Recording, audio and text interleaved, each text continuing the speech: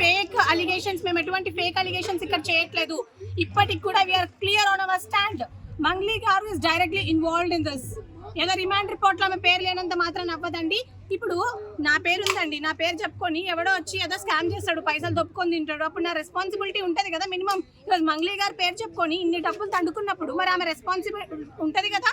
ఇంతమంది మొన్న మీరే తండాలకు పోయారు, అక్కడ తండాలలో అడుక్కుంటుంటే చెప్తుంటే వాళ్ళు ఏమంటున్నారండి, మరి ఎందుకు వచ్చినావు మా ఇంటికి 3-4 సార్లు అని అన్నారు. ఇదే శివ చౌహాన్ అంటాడు మా అక్కకి దీనికి సంబంధం లేదు అని చెప్పేసి. ఉందా లేదా అనేది చూస్తున్న ప్రజలందరూ గమనించాలా.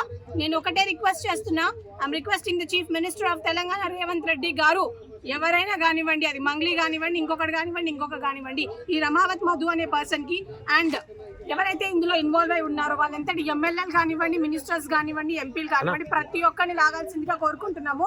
ఏదైతే 10% ఓట్ బ్యాంక్ ఉందో మా ఎస్టీ ఓట్ బ్యాంక్, అది చాలా చాలా ఇంపార్టెంట్. ఈ రోజు గవర్నమెంట్ ఈ రోజు కాంగ్రెస్ పార్టీ గద్దెనెక్కిందంటే it's only because of us. ఎందుకన్నా మేము మోసం చేయలేదు అని చెప్పేసి it's part of our job అనుకుంటా అండి. నాకు తెలిసి ఈరోజు మంగ్లీ గారు అంటారు నేను కష్టపడి ఇంత దూరం వచ్చినా అని అంటున్నారు. కష్టం అంటే ఏందమ్మా? ఇది కష్టమా? లేనోడి దగ్గర దోచుకొని తినడం ఇది కష్టం అంటారా? వాళ్ళ కడుపు కొత్తమ్మని ఒకరు చనిపోయారండి, వాళ్ళ ఫ్యామిలీని ఆదుకుంటారా? లేకపోతే ఈమె పైసలు పెట్టి వాళ్ళని చదివిస్తుందా? ఇష్టం వచ్చినట్టు ఏదో సోషల్ మీడియాలో పోస్ట్ చేయడం కాదు మంగ్లీ గారు.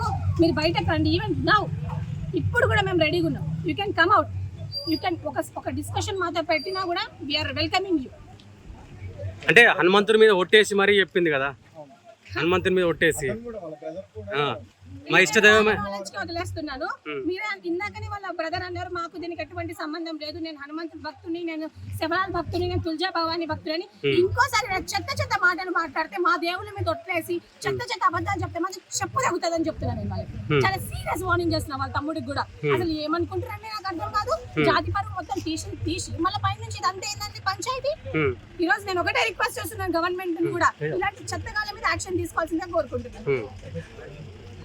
ఫేక్ అలిగేషన్స్, మేము ఎటువంటి ఫేక్ అలిగేషన్స్ ఇక్కడ చేయట్లేదు. ఇప్పటికి కూడా we are clear on our stand. Mangli garu is directly involved in this. ఏదో రిమాండ్ రిపోర్ట్ లో ఆమె పేరు లేనంత మాత్రం అవ్వదండి. ఇప్పుడు నా పేరు ఉందండి, నా పేరు చెప్పుకొని ఎవడో వచ్చి ఏదో స్కామ్ చేస్తాడు, పైసలు దొప్పుకొని తింటాడు, అప్పుడు నా రెస్పాన్సిబిలిటీ ఉంటుంది కదా. మినిమం ఈరోజు మంగ్లీ గారు పేరు చెప్పుకొని ఇన్ని డబ్బులు తండుకున్నప్పుడు మరి ఆమె రెస్పాన్సిబిలిటీ ఉంటుంది కదా.